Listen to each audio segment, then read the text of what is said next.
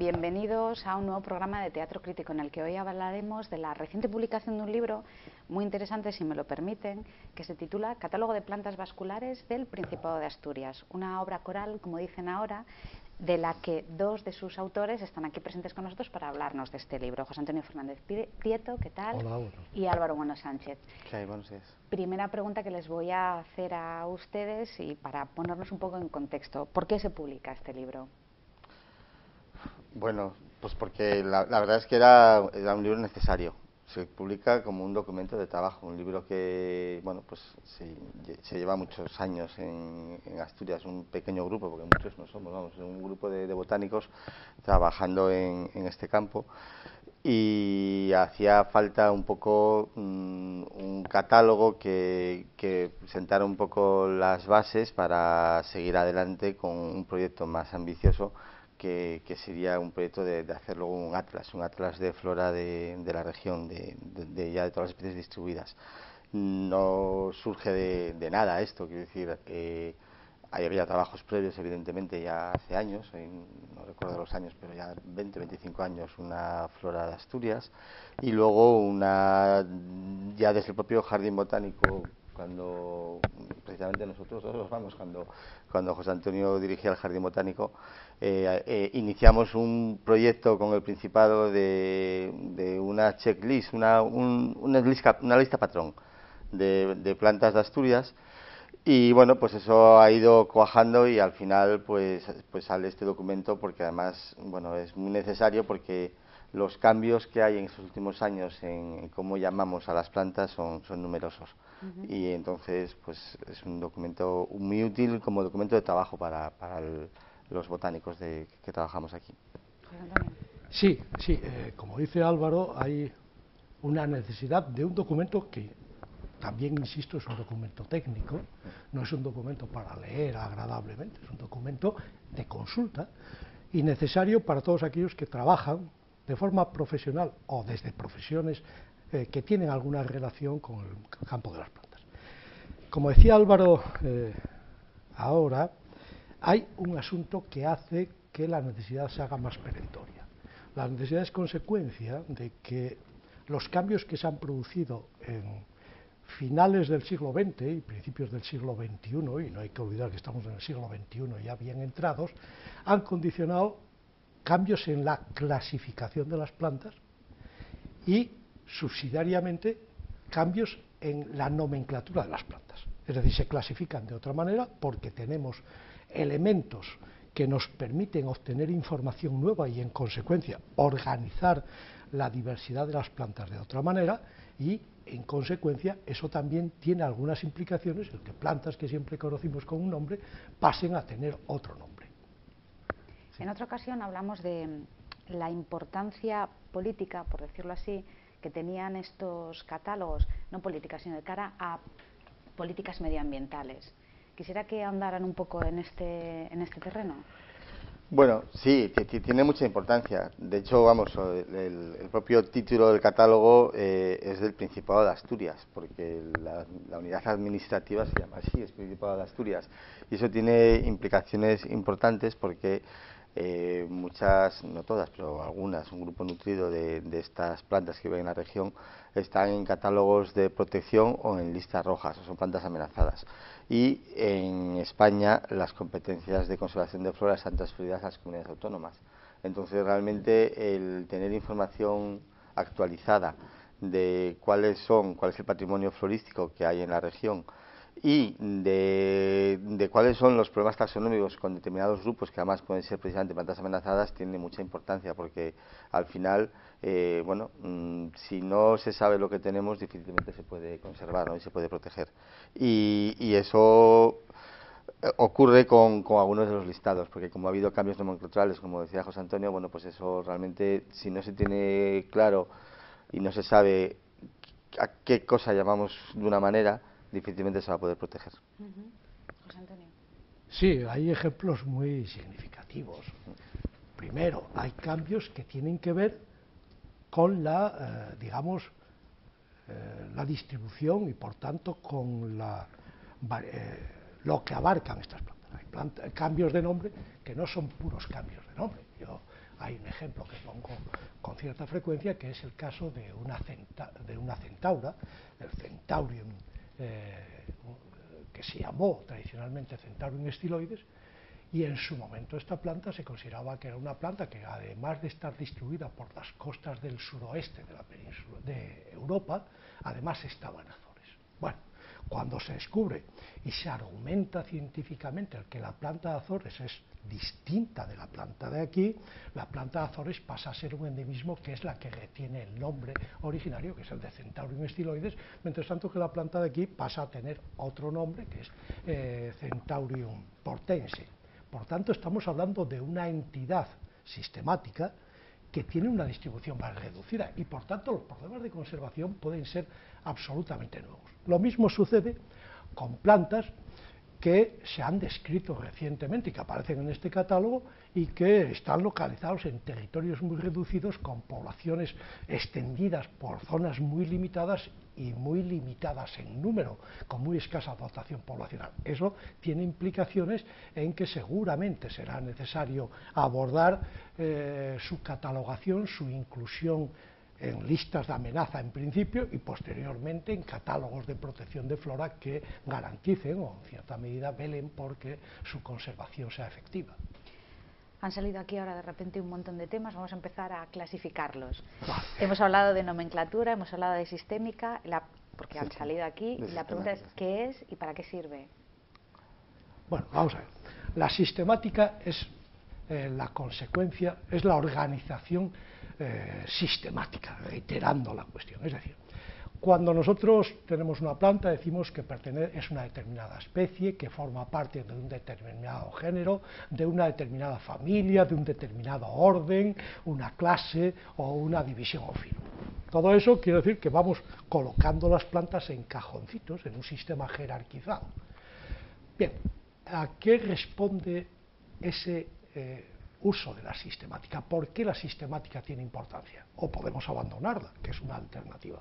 Y a veces en la sociedad aparece esa idea de que eso de la sistemática es algo superfluo. Bueno, la sistemática yo entiendo que es algo bastante más profundo, porque es lo que permite tener una información sobre un grupo de organismos o sobre un organismo preciso. No sería factible la comunicación, la transmisión de información respecto a cosas si no estuviesen clasificadas.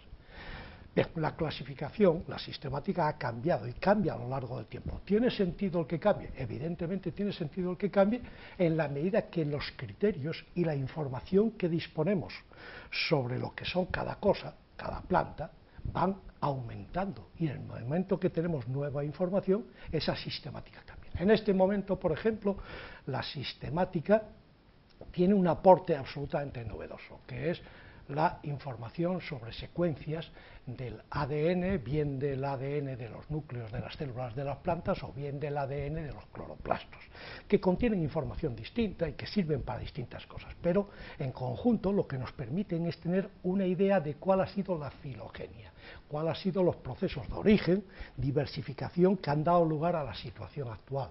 Y en consecuencia, en este momento tenemos una clasificación que podemos llamar de verdad, o estamos aproximándonos, o tenemos la utopía, que no deja de ser una utopía, de que vamos hacia una clasificación filogenética, que además de decirnos cómo se llama una planta, eso es otro problema, es un problema de nomenclatura, y el sistema nomenclatural binomial ya ha sido fijado desde el Linneo. Vamos, de esa planta tenemos con ese nombre, y esa sistemática no solo es una simple problema de clasificación, tenemos un modelo científico que nos informa respecto a cuál es su filogenia. Yo creo que eso es lo fundamental de este asunto. Sí, y esa es la novedad realmente en los últimos 30 años y lo que también está provocando realmente muchos cambios, que lo que comentaba José Antonio, que ahora hay unas técnicas que antes no había, mucho más accesibles de análisis genéticos que permiten entonces realmente asegurar cuál es el parentesco entre diferentes especies, ¿no? De ahí también radica eso también tiene implicaciones luego de cara a la conservación. El ejemplo que antes ponía José Antonio, que no lo cito, pero es un ejemplo bonito.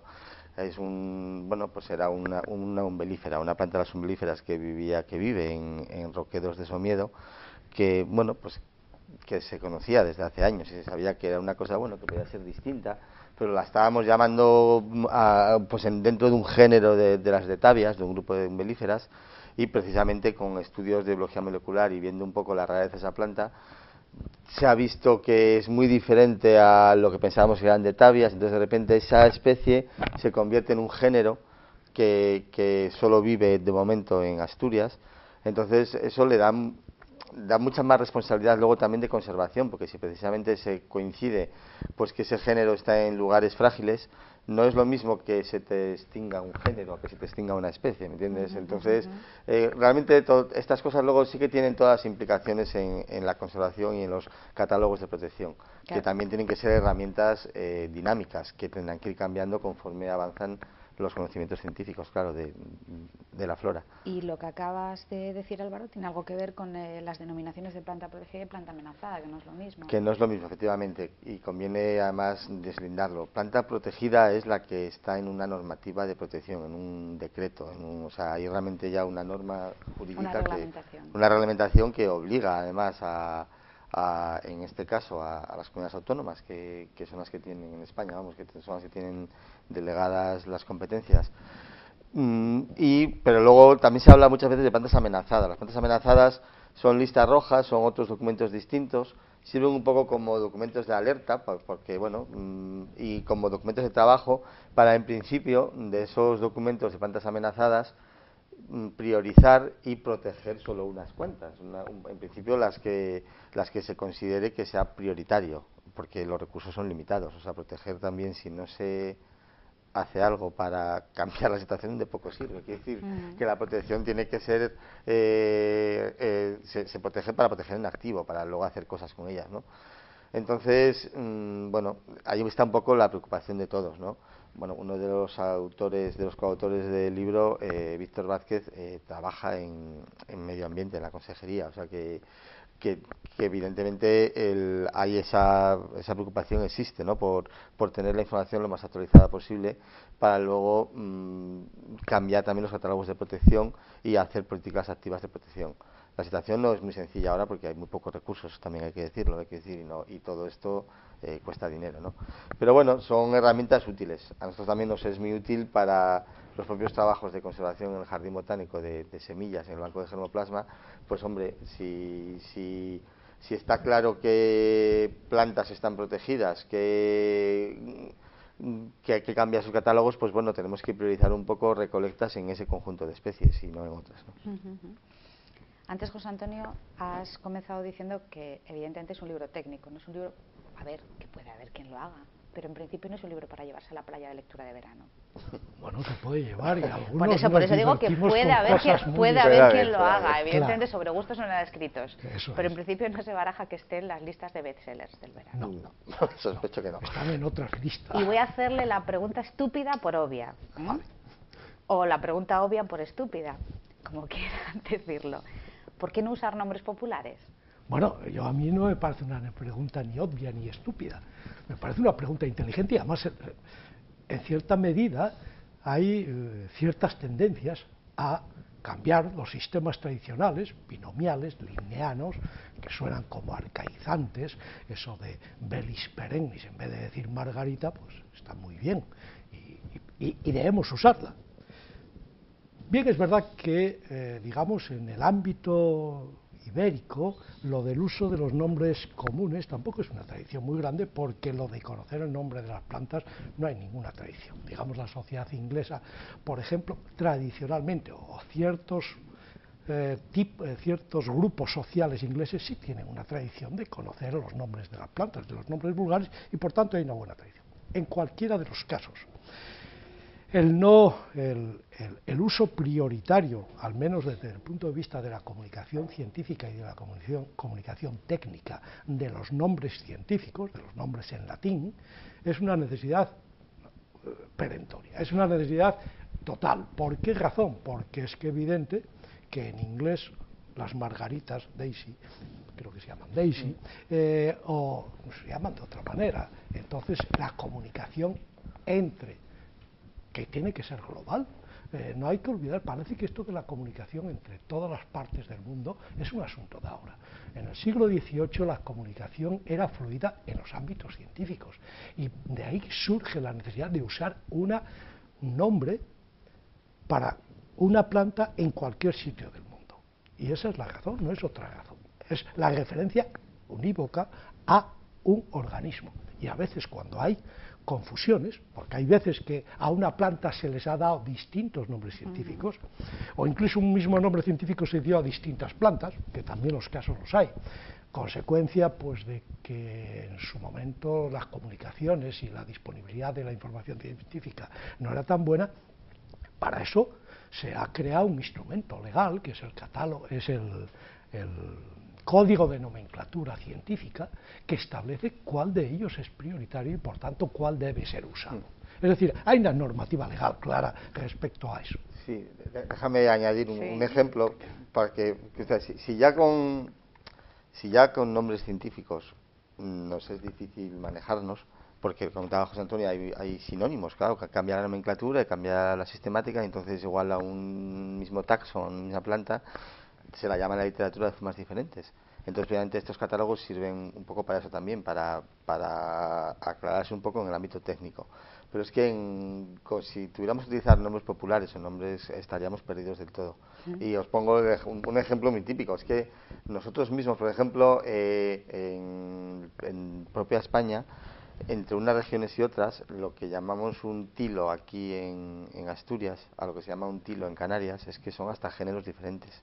O sea, un poco cuando hemos ido a territorios distintos, hemos nombrado a plantas que desconocíamos, y generalmente se les ha dado muchas veces nombres por plantas que se parecían a plantas que conocíamos de nuestros territorios. Entonces, pues cuando los españoles fuimos a Canarias, pues supongo que la Ocotea foetens, que no tiene nada que ver, es una lauracia, una planta que se parece al laurel, pues no sé, pues a los pobladores españoles que quedaron allí le recordaría un poco la sombra que era un tilo, de los tilos del norte, y la llamaron tilo. Entonces, imagínate qué lío. O sea, tú te coges listados de floras de Canarias y vas a Canarias, y es un problema incluso, porque a veces se intenta, supuestamente por la divulgación, el utilizar solo nombres populares, y es un desastre. Tú te coges una guía de plantas de Canarias y te empiezan a hablar de los tilos, de los tilares, y vienes del norte de España y dices tú, madre mía, vas allí a ver un tilar, y aquello no es un tilar, es otra cosa. Y supongo que aquí también entrará en juego pues la necesidad o el deseo de mantener ciertas tradiciones, o no, o aquí esto no tiene nada que ver. No, es imprescindible, no nos queda otra. Si queremos, no nos queda otra, porque es que además nombres populares hay. Y ya no te digo el tilo, es que hay miles de ejemplos, incluso las matas tan comunes como los tojos, las árgomas, se llaman de 7 maneras diferentes, o de 10 en el norte de España, claro, incluso ya en el norte de España. Entonces es imposible comunicarse con esos nombres, lo cual no quiere decir que desde el punto de vista de la divulgación en flores, en guías de campo, pues pueda ser útil si hay nombres acuñados con uso en plan popular, utilizarlos, pero siempre deben ir ligados a un anexo o a un lugar en donde ponga el nombre científico, porque si no, la persona que venga de fuera, pero de fuera no es de muy lejos, puede ser del concejo de al lado, o sea, sí, o del otro lado de la cordillera, ya no. Incluso cuando eso se lleva a término, el uso de nombres, digamos, en el idioma español, en castellano, en lo que sea, eso plantea problemas, porque exige normalizaciones. Es decir, la nomenclatura hay que normalizar, o lo que se dice a veces estandarizar, llamémosle normalizar, que es la palabra más adecuada.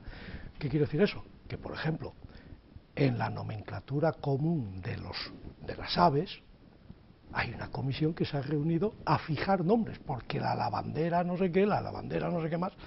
Bueno, ¿qué implica eso? Pues implica en el fondo una simplificación de la realidad. Yo recuerdo siempre un ejemplo, que es lo que se llama el fresno común aquí y lo que se llama en Castilla fresno común. Bueno, eso tiene algunas consecuencias, algunas divertidas y algunas no tan divertidas. El fresno común aquí, que es el más común de los fresnos que hay aquí, Fraxinus excelsior, el fresno de hoja ancha. ¿Qué es en Castilla el fresno común? Lo que aquí llamamos fresno de hoja estrecha, es decir, Fraxinus angustifolia. Claro, uno está recordando que en una plantación de restauración de un territorio en Castilla, no hace mucho tiempo vio que en una zona que solo existía el fresno común de allí, es decir, Fraxinus angustifolia, se ha plantado el fresno común de aquí, es decir, el Fraxinus excelsior. Esa especie de torre de Babel que se puede generar es absolutamente peligrosa desde el punto de vista científico y desde el punto de vista técnico. Claro, sobre esto precisamente les iba a preguntar ahora, porque es evidente que hay determinadas o algunas comunidades autónomas con una política de conservación lingüística muy fuerte, muy importante. Quiero decir que pelean e invierten en ella. Y esto evidentemente influye en todos los aspectos científicos. Y la pregunta era si les había influido de alguna manera, si habían notado ese repunte de políticas de conservación lingüística y cuál era el criterio o cuál es el criterio objetivo para determinar que un nombre sea correcto. Antes José Antonio has hablado de un comité científico que se reúne.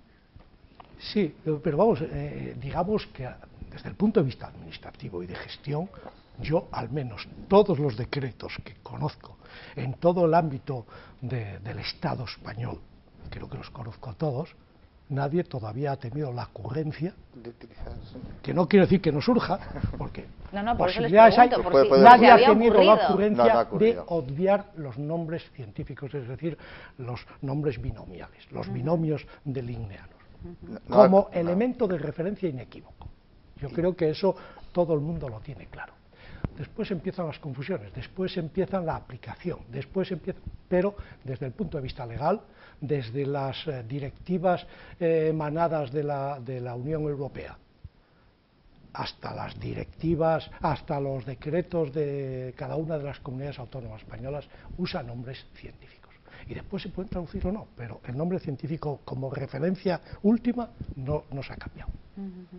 No, ni será posible cambiarlo. Sí que está afectando algo lo que es a libros de divulgación botánica, que en el fondo lo que hacen es más incómodo su utilización para todo el mundo muchas veces. Pero no solo es aquí, eso es y en los países anglosajones es muy común. Por ejemplo, en Estados Unidos es súper frecuente comprarte una guía de árboles y que solo esté el nombre popular que alguna comisión habrá decidido que es el que ellos establecen, y tienes que irte al índice a mirar el nombre popular para saber cuál es el nombre científico. Y entonces, al final, es un error, porque esos libros son para públicos locales. Y porque en cuanto sales del público local, son libros que son realmente incómodos de utilizar. Entonces, bueno, yo supongo que el sentido común hace ver que no es una vía. Otra pregunta, que se adelantan a todas las preguntas que voy a hacerles. Antes Álvaro habló de que las comunidades autónomas tenían transferidas las competencias en conservación, ¿verdad? De flora, sí. De flora, si no me equivoco. ¿Hay incompatibilidades entre políticas regionales, políticas nacionales y políticas europeas? Bueno, yo creo que ahí no. ¿O van en sintonía? Bueno, por lo menos el sistema está previsto para que vayan en sintonía. De tal manera que bien es verdad que la gestión concreta no solo de las plantas, de los animales, de los recursos naturales, de los territorios en Asturias está mayoritariamente transferido a las comunidades autónomas. Pero eso no quiere decir que no haya unos catálogos nacionales.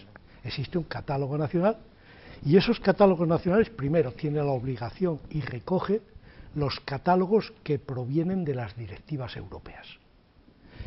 Y a su vez, las comunidades autónomas, cuando crean catálogos, tienen la obligación de incluir los organismos, en este caso las plantas, que están incluidos en los catálogos estatales, con la misma categoría o incluso con un nivel de protección especial, superior.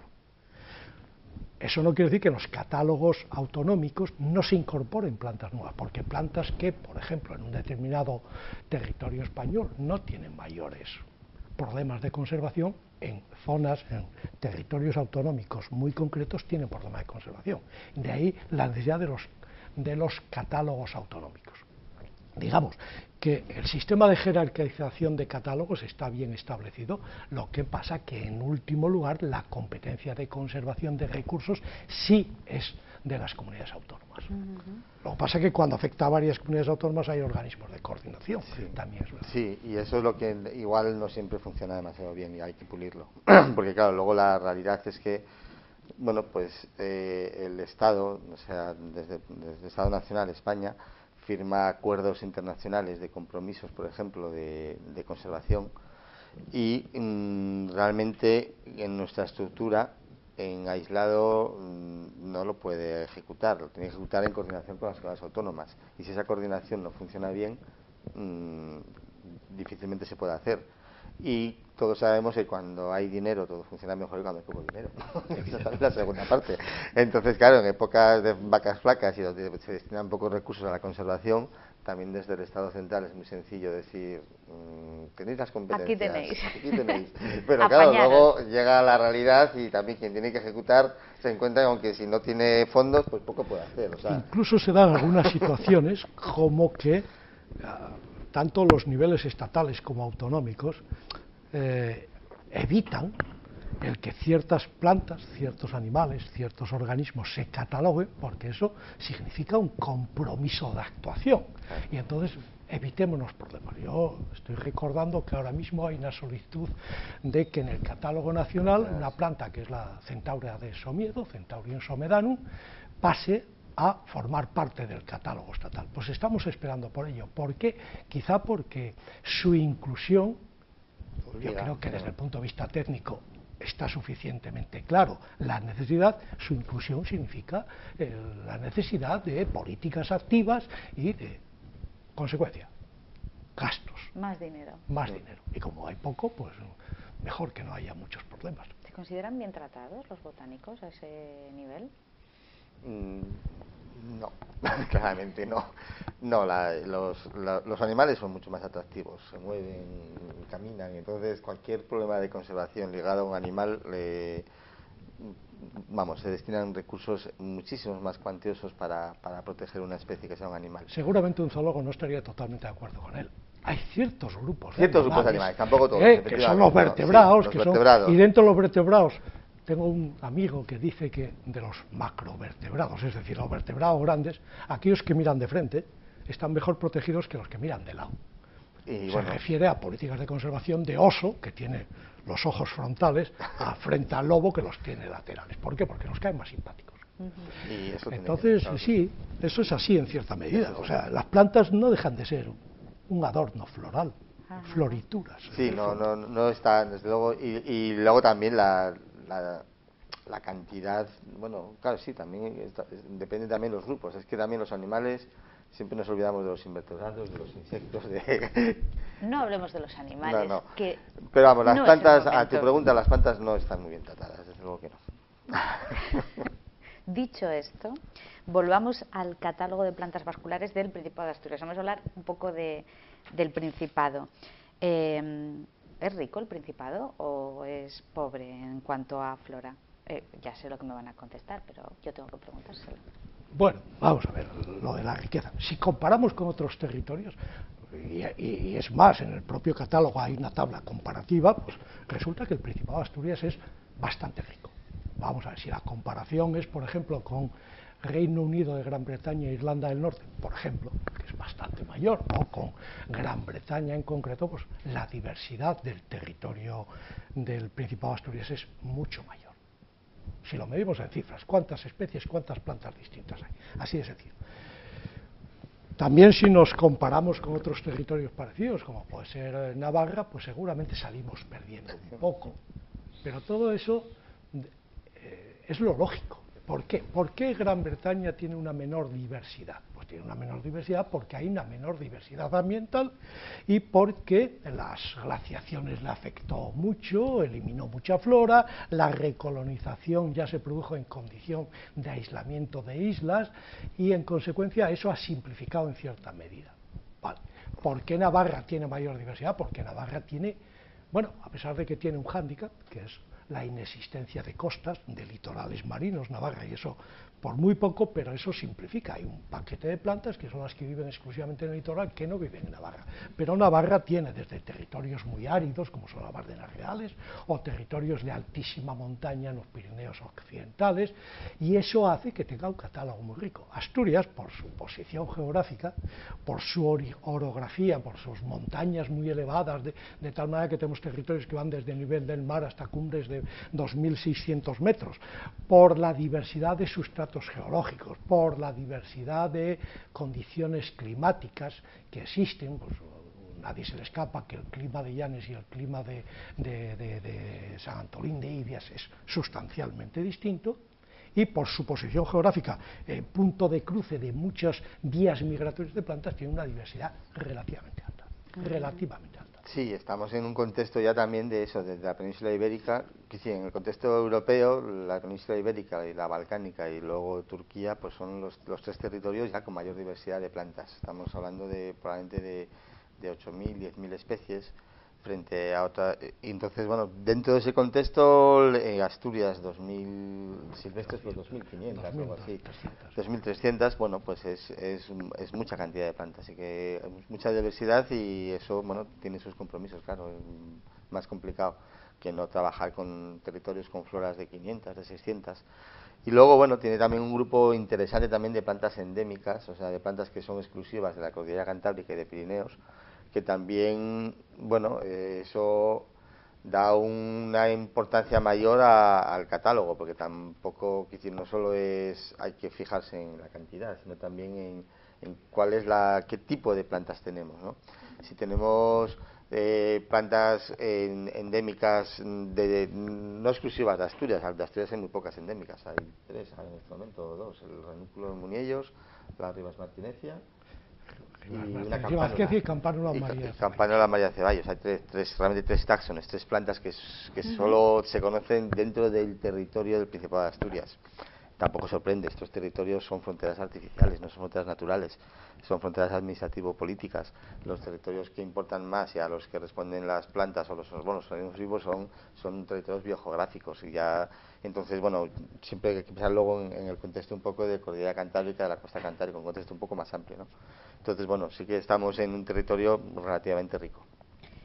Otro asunto, otra forma de división, ya no me atrevo a utilizar la palabra clasificación ni sistema, absolutamente nada. Otra forma de división de la flora es referirse a plantas autóctonas, alóctonas, naturalizadas, cultivadas, invasoras.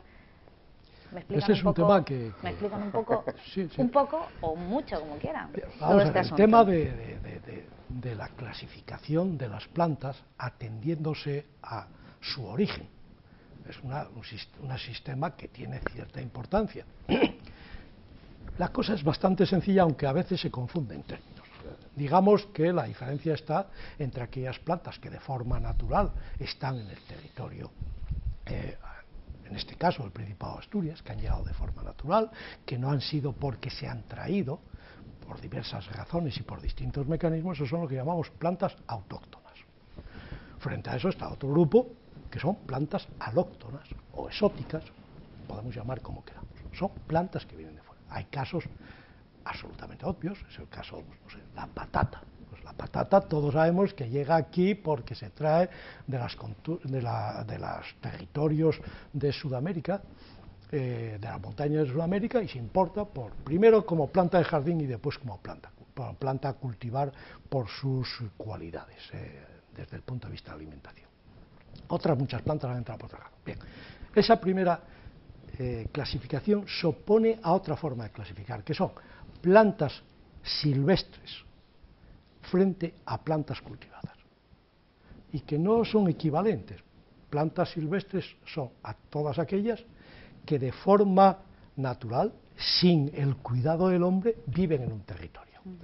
Y plantas silvestres pueden ser plantas tanto autóctonas, evidentemente las plantas autóctonas todas viven de forma silvestre, mientras que hay otras plantas que son exóticas, pero que se han naturalizado, se han puesto a vivir, se han adaptado bien a las condiciones del territorio y no necesitan de cultivo. Ejemplo, pues, hombre, todo se nos ocurre, las patatas no, las patatas necesitan cultivo, pero por ejemplo, la hierba de las pampas, la Cortadella selloana, es evidente que se ha escapado, que se ha naturalizado. Y a partir de ahí empiezan las cuestiones. Dentro de las plantas silvestres que tienen un origen exótico, que son las que llamamos naturalizadas, que han adquirido la nacionalidad, para entendernos, hay distintos casos. Hay muchas plantas que son silvestres, que viven en algunos sitios, que son más o menos raras y que no plantean mayor problema. Pero después empieza una clasificación que tiene que ver con los efectos, efectos perjudiciales que ciertas plantas que se han naturalizado ocasionan. Y eso es el caso de las plantas que llamamos naturalizadas invasoras, que son aquellas que se expanden de forma incontrolada y se generaliza su presencia en ambientes naturales o seminaturales, y por tanto ya interfieren con las plantas naturales del territorio. Y dentro de esas, de las naturalizadas invasoras, hay una categoría que son las que se llaman técnicamente ahora plantas transformadoras, que son aquellas cuya agresividad y cuya incidencia sobre la conservación de los ecosistemas naturales y seminaturales y sobre las plantas autóctonas que viven en ellos es grande. El caso de Cortadella selloana, es decir, la hierba de las pampas, o otros muchos. Parece innecesario hablar de ellos. Cualquiera que salga a la carretera lo ve. Sí, sí, la hierba de la pampa es esta palma que se ve en plumero. los márgenes de lo que llamamos exacto, plumero. que se ven en los márgenes de las autopistas. Sí, el plumero. Esa es una información que aquí recogemos en el catálogo. O sea, detrás de cada nombre de planta de taxón, vamos, que reconocemos en Asturias, se recoge si lo consideramos autóctono, si se considera autóctono o alóctono, y si es invasor o no, y esas categorías. Porque bueno, tiene importancia.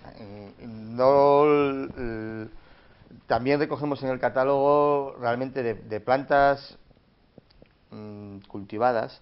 Solo recogemos unas pocas, recogemos las plantas cultivadas que hemos encontrado al menos en 6 o 7 jardines por la región, ¿sabes? Que son más asentadas el cultivo y más frecuentes.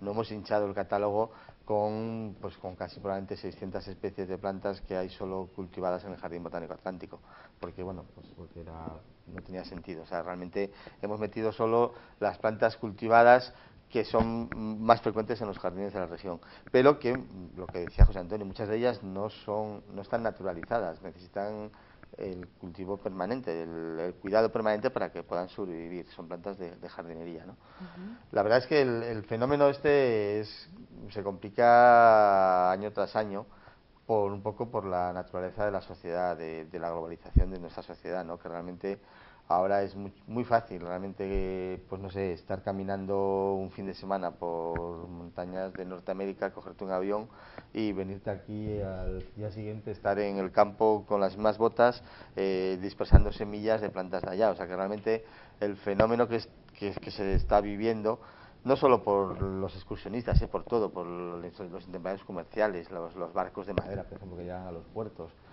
o sea, el mundo cada vez está más interconectado a todos los niveles, y eso afecta a que cada vez es más fácil que hagamos de agentes dispersores de plantas que están en sitios muy lejanos. Y entonces sí que es un campo en plena, bueno, que requiere atención y gente que se dedique a ello, botánicos que lo estudien y que estén preocupados de ello, porque todos los años hay plantas nuevas que aparecen en las floras de las diferentes regiones, lo cual no quiere decir que todas luego vayan a convertirse en peligrosas, ¿eh? Uh-huh. Pero bueno, hay que estar un poco alerta a ello, ¿no? Sí, a veces parece que eso es un fenómeno que solo nos afecta a las que vienen de afuera aquí. Claro. Pongamos un ejemplo muy sencillo. Los tojos europeos, el género Ules, son unos invasores en prácticamente todos los continentes.